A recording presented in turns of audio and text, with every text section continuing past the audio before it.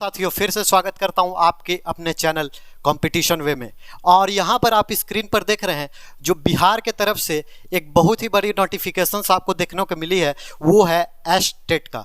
Estate का exam का आपका नोटिफिकेशंस आ गया है, लेकिन इसका सबसे बड़ा कारण क्यों है इसका नोटिफिकेशन देने का, वो पहले जान लीजिए। आपको पता है बीपीएससी का हाल ही में शिक्षक भर्ती का आपका नोटिफिकेशन आया था और लगभग 1 लाख से भी प्लस यहाँ पर वैकेंसी थी। 1 लाख से भी प्लस यहाँ पर वैकेंसी दी गई थी, जिसमें टीजीटी और पीजीटी दो निकाले गए थे, जिसमें टीजीटी तो आपका 30 से 40 हज़ार था और पीजीटी भी लगभग आपका 30 हज़ार का था। लेकिन पीजीटी में क्या थी, आपको एस्टेट क्वालिफाई होना जरूरी था, जिसके कारण देखिए एस्टेट का जो पिछला एग्जाम हुआ है वो 2019 में हुआ, उसके बाद इसका एग्जाम नहीं लिया गया है। तो यहाँ पर वैकेंसी जितनी निकली थी उतने अभ्यर्थी यहाँ पर नोटिफिकेशन यानी फॉर्म फिल नहीं कर पाए, तो बहुत सीट खाली रह गई है। तो ये आपके के लिए एक इशारा भी है कि आने वाले समय में तुरंत इसका बीपीएससी शिक्षक भर्ती अगर तुरंत एग्जाम समाप्त होता है तो 8वां फिर से शिक्षक बहाली आपके लिए आएगी। तो तैयारी पुरजोर से करते रहिएगा और आगे बढ़ते रहिएगा। बाकी हम लोग अब बात करते हैं एस्टेट में क्या क्या नोटिफिकेशंस में दिया गया है। और सबसे ज़्यादा दिक्कत जो हो रही है वो बिहार के अन्य राज्यों के लोगों के लिए हो रही है। वो उनका ये सवाल है कि क्या हम भी इसके लिए एलिजिबल हैं, हम भी इसको फॉर्म को भर सकते हैं। तो इस पूरी नोटिफिकेशंस में हम लोग एक एक चीज़ बारीकी से देखेंगे। पहले आप देखिए यहाँ पर नोटिफिकेशंस में क्या किया गया है। तो पहले इसका संरचना बताया गया है, यानी एग्ज़ाम कैसा लिया जाएगा। तो एग्ज़ाम देखिए, परीक्षा जो है बहुवैकल्पिक यानी एमसीक्यू क्वेश्चंस रहेगी, आपको एमसीक्यू क्वेश्चंस रहेगी और प्रत्येक प्रश्न 1 अंक का होगा, यानी 1 मार्क्स का प्रत्येक क्वेश्चंस रहेगा। और किसी भी प्रकार का इसमें देखिए नेगेटिव आपको नहीं देखने को मिलेगा, यानी किसी भी प्रकार का नेगेटिव नंबर इसमें नहीं है। आप देखे होंगे जो टीचर्स के एग्जाम देते हैं, सीटेट भी एग्जाम देते होंगे, तो सीटेट का जैसे 2 पेपर होता है, सेम उसी तरह का इसका है एस्टेट का। फिर इसमें देखिए पेपर 1 में विषय दिया हुआ है और पेपर 1 में आपको विषय यहाँ पर देखने को मिल रहा होगा, बहुत सारे विषय दिए गए हैं।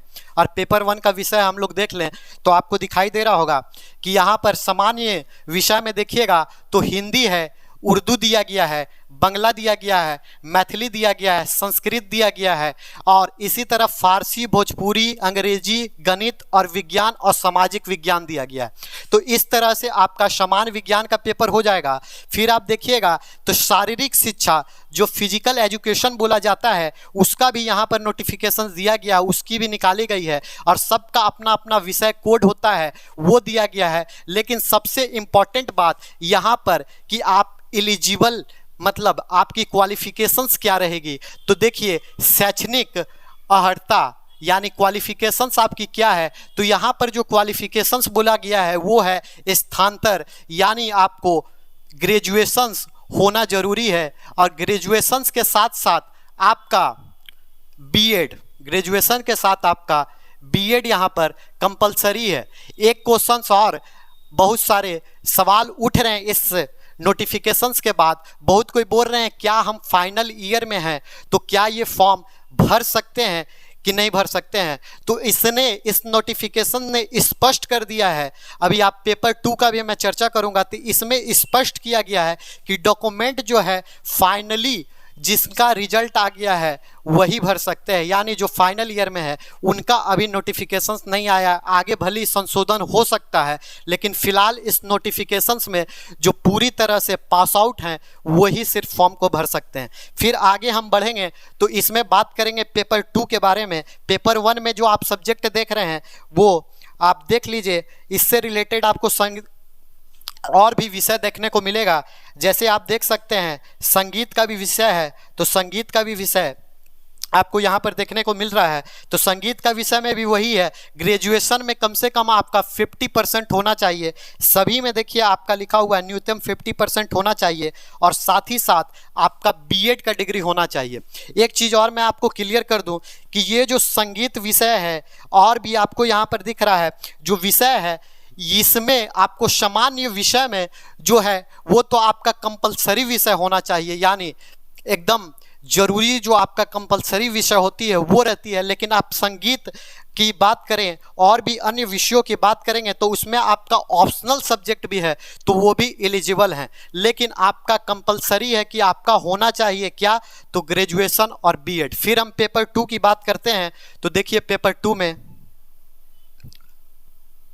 और पेपर 2 की तरफ देखिएगा तो पेपर 2 में भी वही है, सामान्य विषय आपको दिखाई दे रहा है। सामान्य विषय में वही हिंदी, उर्दू, अंग्रेजी, संस्कृत, फारसी, मैथिली और भोजपुरी, गणित, भौतिक विज्ञान, रसायन विज्ञान, जीव विज्ञान, इतिहास, भूगोल और अर्थशास्त्र, मनोविज्ञान, गृह विज्ञान। तो ये सब विषय जो सामान्य विषय में आते हैं वो आपको पता है, वही सब विषय दिए हुए हैं। लेकिन इसमें क्या दिया गया है, इसमें आपको पोस्ट ग्रेजुएट होना चाहिए और पोस्ट ग्रेजुएट आपको 50% यानी 50% अंक के साथ आपको यहाँ पर पोस्ट ग्रेजुएट होना कंपलसरी है। और साथ ही साथ बीएड का डिग्री, साथ ही साथ बीएड, और साथ ही साथ इसमें आपका होना चाहिए वो होगा बीएड।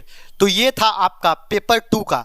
इसके बाद अगर हम बात करेंगे तो देखिए पेपर 1 में अगर फिर से मैं जाऊं तो एक और यहाँ पर छूटा है, वो मैं आपको बता दूं कि पेपर 1 में आपको विषय समूह के बारे में थोड़ा सा मैं बता दूं कि इसके साथ साथ जो विषय समूह दिया गया है वो क्या है। तो विषय मतलब आपका समूह समझ रहे होंगे कि आप ग्रेजुएशन जो किए होंगे उसके साथ साथ आपका कौन सा विषय साथ में होगा वो भी यहाँ पर दिया गया है। तो देखिएगा विषय समूह के बारे में, तो गणित के साथ आपका क्या होना चाहिए, तो गणित के साथ आपका इलेक्ट्रॉनिक्स, कंप्यूटर्स या रासायनिक विज्ञान या सब्सिडी विषय भी होगा तो भी चलेगा। और विज्ञान में देखिए आपको जीव विज्ञान यहाँ पर दिया गया है, वनस्पति विज्ञान दिया गया है। तो ये सब आपके विषय समूह होंगे। और साथ ही साथ अगर पेपर 2 में जाएं, जो आपको पेपर 2 जो है वो पोस्ट ग्रेजुएट और बीएड के लिए है, तो इसका भी विषय समूह दिया गया है। और इसका विषय समूह आपको देखिए यहाँ पर दिया गया है, यहाँ पर देखने को मिलेगा। फिजिक्स के लिए आपको दिया गया है फिजिक्स, इलेक्ट्रॉनिक्स, फिजिक्स और न्यूक्लियर फिजिक्स। फिर केमिस्ट्री में जाइएगा तो केमिस्ट्री में देखिए आपको केमिस्ट्री दिया गया है।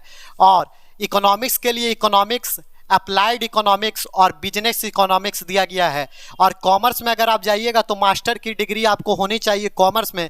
साथ ही साथ अगर आप अप्लाइड इकोनॉमिक्स लिए होंगे तो भी आप एलिजिबल हैं। फिर आप बॉटनी और जियोलॉजी में जाइएगा तो वही आपका जो बॉटनी का विषय होता है और जियोलॉजी का विषय होता है वो रहेगा। और प्लांट फिजियोलॉजी यहाँ पर जोड़ा गया है और माइक्रो बायोलॉजी यहाँ पर जोड़ा गया है।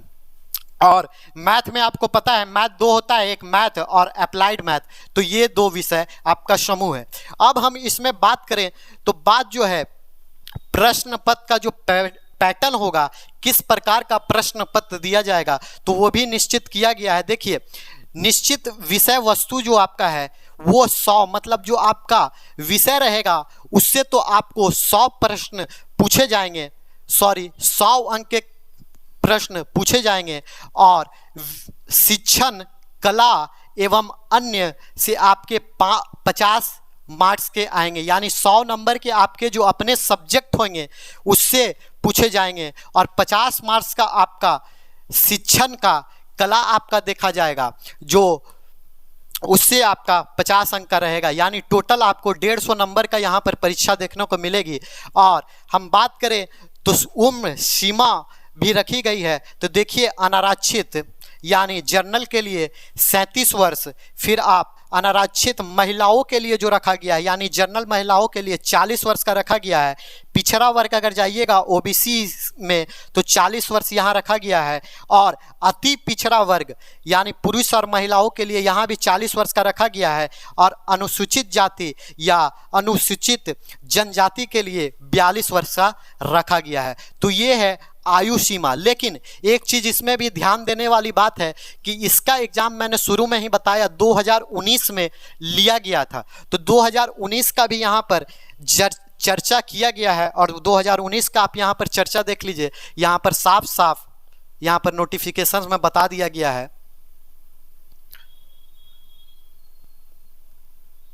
और यहाँ पर देखिएगा नीचे आइएगा तो 2019 का यहाँ पर दिया गया है और साफ साफ यहाँ पर लिखा गया स्टेट पेपर 1 के विषय हिंदी, अंग्रेजी, गणित, विज्ञान, सामाजिक विज्ञान, संस्कृत एवं उर्दू भाषा। जो पिछले बार 2019 में एग्जाम हुआ था ये पेपर का, वो लिखा गया। और पेपर 2 में आपको दिखाई दे रहा है अंग्रेजी, गणित, भौतिकी, रसायन, अर्थशास्त्र, इलेक्ट्रॉनिक, कंप्यूटर साइंस, मैथिली, वाणिज्यिक परीक्षा 2019 एवं 22 में आयोजित की गई थी। इसीलिए इन विषयों में अभ्यर्थियों को वायु सीमा में छूट दे नहीं है। यानी जो वायु सीमा में छूट दी गई है, अगर आप 2019 में ये सब विषयों का स्टेट दिए हैं तो आप इसके लिए छूट नहीं प्राप्त करेंगे। फिर अगर हम बात करें क्यों इसकी क्वालिफिकेशंस की बात हमने कर ली, लेकिन क्वालिफाइड मार्क्स क्या है, कितने नंबर आपके आने चाहिए कि एग्जाम आप क्वालिफाइड कीजिएगा। तो देखिए सामान्य के लिए, जनरल के लिए लिखा गया है 50% अगर आपका नंबर आता है तो आप क्वालिफाइड कीजिएगा। पिछड़ा वर्ग के लिए बात करें तो 45.5 का रखा गया है और अत्यंत पिछड़ा वर्ग के लिए रखा गया है 42.5 का, और अनुसूचित जाति और अनुसूचित जनजाति के लिए रखा गया है 40% अंक का, और दिव्यांग और महिलाओं के लिए भी रखा गया है 40% का यहाँ पर प्रावधान किया गया है। फिर हम बात करें तो देखिए आपकी जो परीक्षा शुल्क लगेगी, कितने आपको पेमेंट करना पड़ेगा, कितना फीस देना पड़ेगा। तो देखिए सामान्य वर्ग के लिए यानी जनरल के लिए, आर्थिक एवं कमजोर सामान्य वर्ग, पिछड़ा वर्ग के लिए आपको 900 रुपये का यहाँ पर रखा गया है पेपर 1 के लिए या पेपर 2, दोनों में से कोई एक पेपर अगर आप भरते हैं तो 900 रुपये का यहाँ पर रखा गया है। और अगर आप दोनों पेपर भरते हैं तो आपको भुगतान करना पड़ेगा 1440 रुपये का, 1440 रुपये का भुगतान करना पड़ेगा। और अगर आप अनुसूचित या अनुसूचित जनजाति या दिव्यांग हैं तो आपको 780 रुपये देने पड़ेंगे पेपर 1 या पेपर 2, दोनों में से कोई एक आप भरते हैं तो। अगर आप दोनों भरते हैं तो 1140 रुपये आपको देने पड़ेंगे। एग्ज़ाम कैसा होगा तो ये भी महत्वपूर्ण है। अब देखिए आपका एग्ज़ाम कैसा लिया जाएगा, तो एग्ज़ाम देखिए यहाँ पर सीबीटी यानी कंप्यूटर बेस्ड टेस्ट लिया जाएगा। यानी आपका क्लियर कर दिया गया है जो एग्ज़ाम है वो आपका ऑनलाइन मोड में होगा और ऑनलाइन मोड में कंप्यूटर बेस्ड एग्ज़ाम लिया जाएगा। इसमें किसी भी प्रकार का नेगेटिव नहीं है, मैंने शुरू में ही बता दिया नेगेटिव नहीं है। लेकिन एक खास बात जो यहाँ पर जोड़ी गई है वो आपको दिखाई दे रही होगी, नॉर्मलाइजेशन। जी हाँ, इसमें नॉर्मलाइजेशन का प्रावधान किया गया है और नॉर्मलाइजेशन होगा। यानी आपका 150 अंक का यहाँ पर आप देख रहे हैं कि 150 नंबर की तो आपकी परीक्षा होगी, लेकिन स्पष्ट रूप से बहुत ही बेहतरीन तौर से समझा दिया गया है, वो आप देख लीजिए। क्योंकि यहाँ पर देखिए 150 अंक की परीक्षा की जाएगी। रॉ मार्क्स आपका अगर 75 आता है, रॉ मार्क्स आपका अगर 75 आता है तो अगर नॉर्मलाइज स्कोर होकर आपका 74.50 हो जाता है, ये बताया गया है। और अगर आपका 74.50 होता है नॉर्मलाइजेशन करने के बाद, तो देखिए आप यहाँ पर अगर 150 का सामान्य का बात करें तो 50%, 150 का 50% होता है 75, और आपका नॉर्मलाइजेशन कर आ जा रहा है तो 74.50, यानी आप क्वालिफाई नहीं कीजिएगा। तो नॉर्मलाइजेशन का फंडा इसमें रखा गया है। तो आपको ध्यान देना है, 150 क्वेश्चंस है तो आप तो अटेम्प्ट नेगेटिव नहीं है तो कीजिएगा ही सभी के सभी, लेकिन आपको ध्यान में रखना है कि क्वेश्चंस आपके अधिक से अधिक सही होने चाहिए। और बाकी तो शिफ्ट पे भी डिपेंड करता है कि शिफ्ट किस प्रकार का होगा, तो उस प्रकार से नॉर्मलाइजेशन किया जाता है। तो ये तो नॉर्मल बात है। अब इसका फॉर्म कब से भर सकते हैं, तो ये फॉर्म 9 तारीख यानी आज ही के दिन शुभारंभ कर दिया गया है और 9 तारीख से इसका फॉर्म भरा जाएगा और 9 तारीख से 4:30 बजे से आपका इस फॉर्म का शुभारंभ कर दिया गया है और दिनांक 23/8 यानी 23 तारीख तक ये फॉर्म भरा जाएगा। तो ज़्यादा समय व्यर्थ ना करते हुए जितने भी हमारे व्यूअर्स देख रहे हैं तो इस फॉर्म को जल्द से जल्द आप भर दें, क्योंकि ज़्यादा समय नहीं दिया गया है फॉर्म भरने के लिए। बाकी आपको यहाँ पर देखने को जो मिल रहा है, बाकी आपको वही फॉर्म में क्या क्या आपको अपलोड करना है वो सब यहाँ पर दिया हुआ है। तो देखिए मैट्रिक का, इंटर का, स्नातक का, स्नातकोत्तर का यानी ग्रेजुएशन का, पोस्ट ग्रेजुएशन का, बीएड का, यही मैं बात कर रहा था कि देखिए इसमें सभी में फाइनल ईयर यानी सभी में फाइनल ईयर का प्रावधान नहीं दिया गया है, फाइनल ईयर का प्रावधान नहीं दिया गया है, सभी का फाइनल मार्कशीट माना गया है, यानी अंक पत्र माना गया है, यानी आपको जो पास आउट है वही भर सकते हैं। बाकी आने वाले समय में हो सकता है इसमें संशोधन किया जाए, तो उसके लिए आपको आगे अपडेट किया जाएगा। फिलहाल के लिए इस वीडियो में इतना ही रहेगा, और हमारे चैनल में लगातार आपको पता है कि बिहार और झारखंड से रिलेटेड आपको तैयारी करवाई जा रही है, तो ज़्यादा से ज़्यादा आप लोग हमारे चैनल में जुड़कर अपनी कंपटीशन को मजबूत बना सकते हैं और आगे बढ़ सकते हैं और नौकरी अपने पॉकेट में ले सकते हैं। तब तक के लिए जय हिंद, धन्यवाद।